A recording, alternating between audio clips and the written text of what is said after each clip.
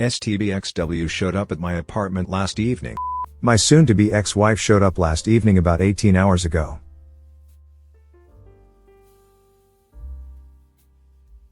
I had been home for about 20 minutes and had performed my usual decontaminating ritual from my shift yesterday. She knows me so well, no sooner had I put on my comfy sweats and favorite ratty shirt does there come a somewhat frantic knock at my apartment door. I wasn't expecting a visitor, so I kind of thought it might have been a maintenance person. They usually change the furnace/air handler filters in the third week of the month here. Like an idiot, and usually thinking only the best in my fellow humans, I opened the door without looking through the peephole.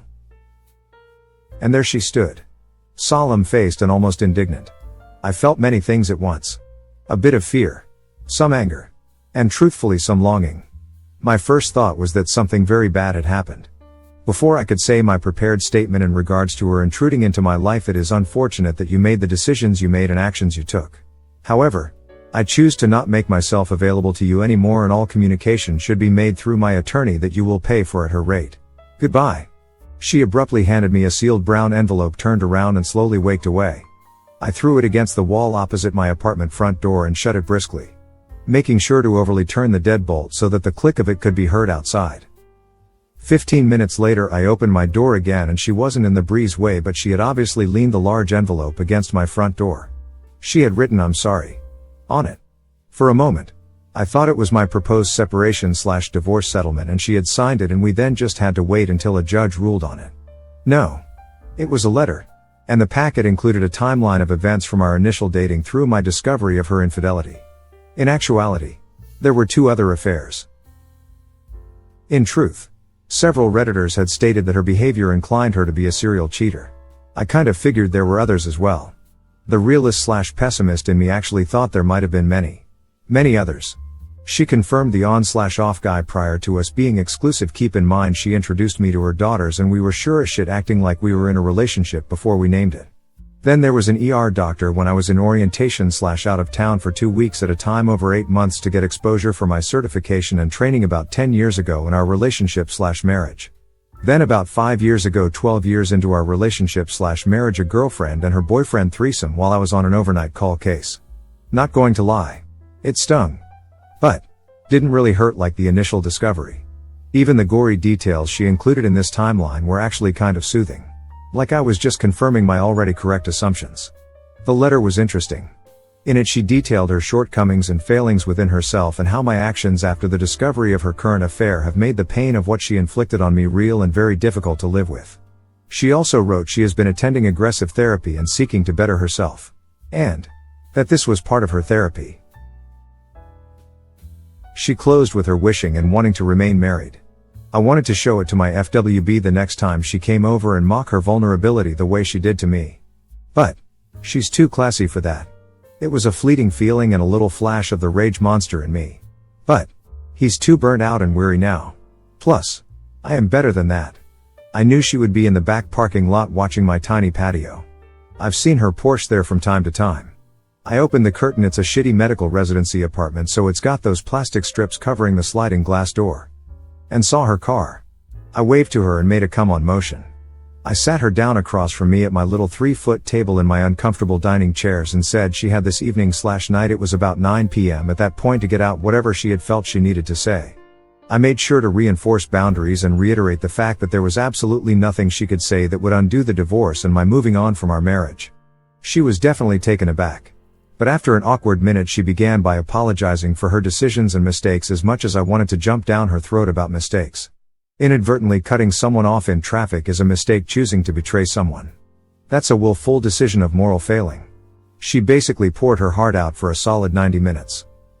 She included her poor reasons and rationale as well as her fears and insecurities. Basically her why and how she justified it all. Some of it was rehearsed and some of it was pretty heartfelt. I thanked her and told her that it was late and she should leave. She began crying. Not sobbing, but tears were streaming. A few months ago I would have mocked her and said hurtful things. But I again thanked her for her honesty and told her how I wished she would have been this open with me 2 years ago. I too began crying. Not sobbing, just a few drops. She made that super awkward shuffle step/slide to hug me. But I kind of turned sideways for a more friendly pat on the back and a there.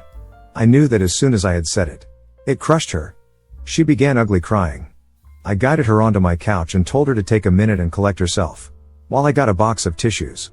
I didn't want her driving in Houston traffic on a Saturday night hysterical. I guess me saying that made it worse, and before I knew it, she was having a full-on hyperventilation panic attack. Legit.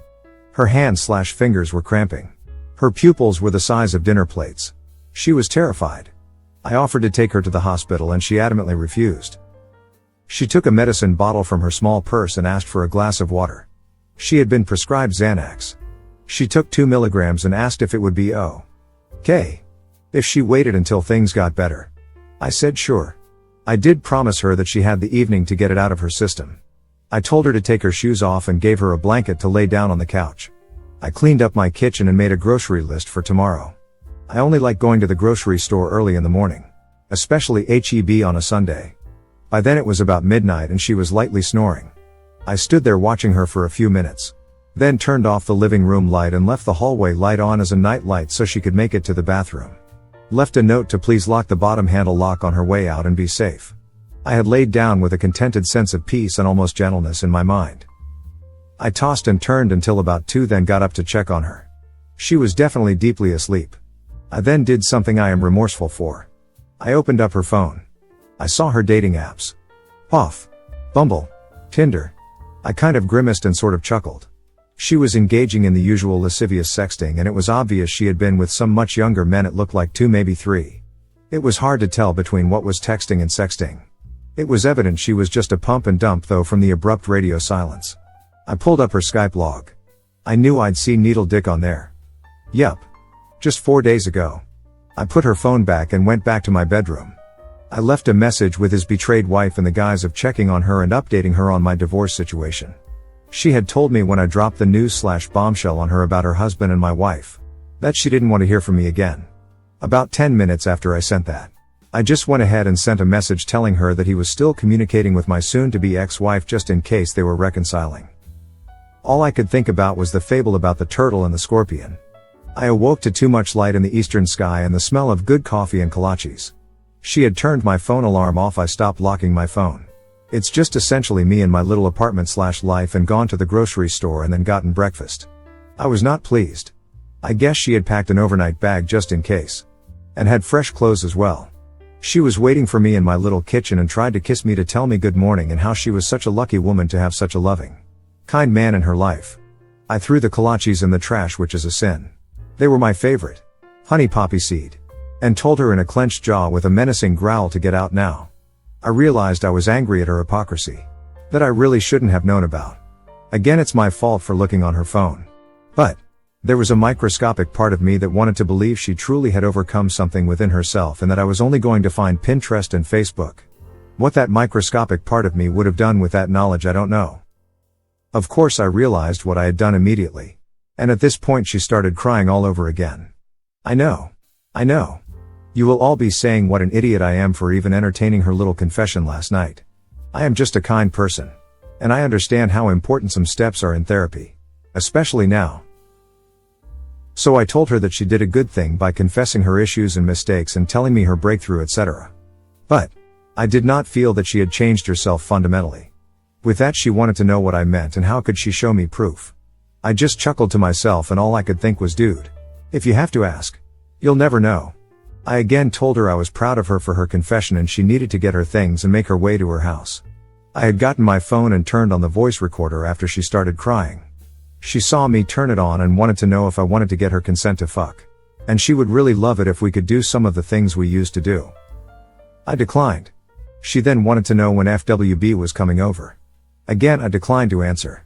I made a quick show of gathering her shoes and purse along with her overnight bag and handing them to her. Once she was past the door, I threw the deadbolt and sat on the ground leaning against the door. My heart was hammering. All kinds of what ifs popped into my head. What if she accused me of rape or assault or whatever? Fuck. What if she copied my key? I did nothing wrong. Other than show another human a little kindness and humanity. Sure, I snooped on her phone. But technically it is still my phone as my name is on the bill. That's in the works to get divided among other brass tacks. I left a message on the apartment manager's non-emergency service and told her that I would like a new lock and key set. If they wanted a reason, I'd tell them. But I have no problem just paying for it outright. To all of you that have been saying I'm some kind of hero or inspiration from all of this. Stop. I'm a complete fuck up. I am now at that stage where I'm angry and disappointed in myself again for letting her into my head/heart for just a second. I do however feel that this wasn't exactly planned on her part. I feel like she thinks we are going to be together and that she can fix this mess. Despite me telling her repeatedly that it's over. I just have to stop and be the mountain of granite. Give her absolutely nothing. Alright. I am ready for my written tongue lashing and hellfire with brimstone condemnation. I deserve it this time. Edit to add.